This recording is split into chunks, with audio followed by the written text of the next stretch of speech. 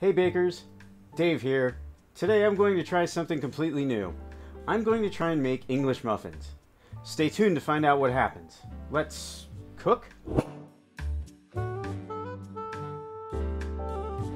If you're like me, you may have grown up eating English muffins from a brand called Thomas's English Muffins, found in pretty much every grocery store in America. And they make fine English muffins for store-bought. But I went to an artisan bakery a while back with my wife, and she wanted to try the English muffins. We got some, and I was totally blown away. They were way better than Thomas's. I had to try and figure that out. And I did try. But when I tried to do my own English muffins after that, it was a total failure. Now I've since learned a lot of new techniques and recipes and just better baking in general. And for this one, I'm going to try a modified version of Tartine's English muffin recipe, and it uses their baguette recipe, which is similar to the one I did in the baguette video recently. Smash the link up on the screen if you want to learn how to do the baguette recipe. We'll be using most of it here. This recipe has 3 parts: the leaven, the Poolish, and the dough. We'll start with the leaven. 110 grams of AP flour, 110 grams of water at room temperature, 25 grams of starter or 1 tablespoon, and next the Poolish. 100 grams of AP flour, 100 grams of water at room temperature, 3 grams of active dry yeast, 5 grams of honey. And finally, the dough. 325 grams of AP flour, 250 grams of water, 200 grams of Poolish, 200 grams of leaven, 175 grams of bread flour, 12 grams of salt. Let's make the leaven. To learn how to do the leaven and the Poolish, please check out my baguette video. I go over it in more detail there. This will be a quick synopsis. For the leaven, add the recipe ingredients and mix together. When done, just cover it and leave it on the counter for 6 to 8 hours depending on your environment. Mine took about 6 hours to get ready. For the Poolish, mix the water, yeast, and honey together first, then add and mix the flour. The Poolish will go really fast if you leave it on the counter. You'll only need an hour or so for it if you do that. Otherwise, put it in the fridge overnight. Plan these 2 steps accordingly, as they need to be ready to use for the dough at the same time. Speaking of which, let's get to the dough. Add the water, Poolish, and leaven into the bowl and mix. Then add the AP flour and the bread flour and mix it all into a dough. Let it rest for about half an hour. At this point, unlike when I just used my regular country sourdough recipe for baguettes, I noticed that the dough was barely coming together. However, this is fairly similar to what happens when I do the tartine recipe for baguettes. Before we move on, the best way to see more of my recipes, tips, and failures when I try to learn new things, smash that subscribe and then the bell buttons, and you won't miss a thing. It'll be worth it, I promise. Okay, the dough is finished resting. Now we add the salt and use some stretch and folds to get it incorporated into the dough. Once that is done, we will let the dough get some more rest. It has been working hard and it needs some time to relax.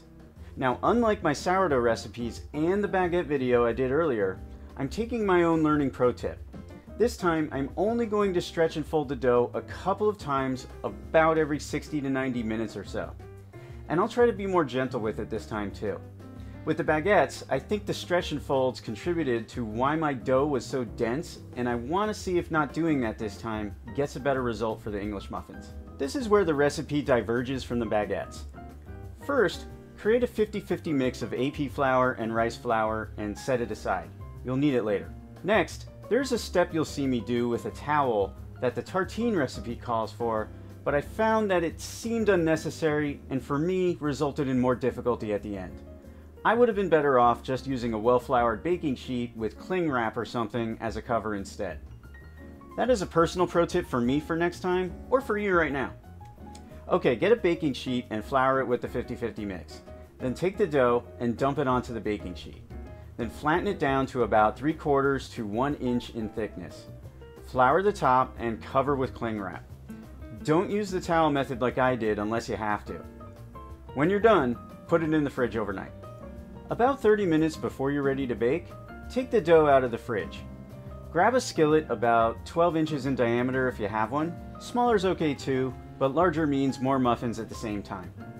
If you have clarified butter or ghee, use it. If not, just use regular butter and only enough to cover the bottom of the pan. Start heating the pan with low to medium heat. Pro tip, don't go overboard like I did. I put in too much ghee and it made the muffins more oily, and I think it slowed down the cooking time a bit too. Now while that's heating up, get a large biscuit or cookie cutter and stamp out the muffins in the dough and make as many as you can. You'll see I had trouble dealing with that towel, which is why I gave that pro tip earlier. I also ended up with leftover dough that I wasn't quite sure would be worth using considering my situation here.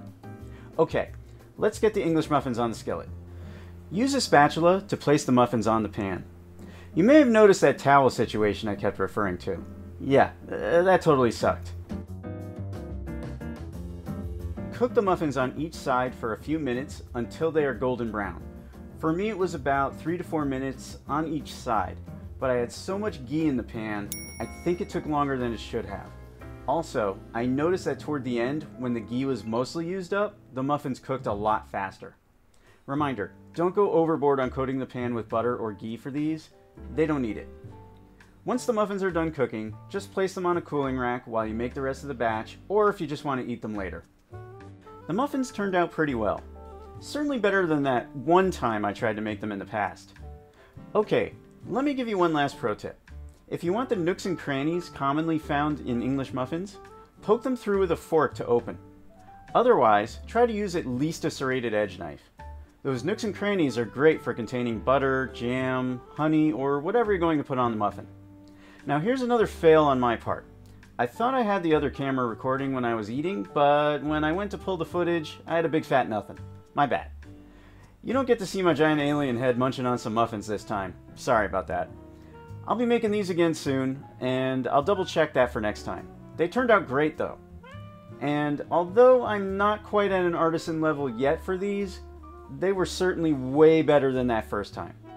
I know I'll get to that level. Artisan English muffins are definitely worth eating if you want to make them yourself. Until next time, take care everyone.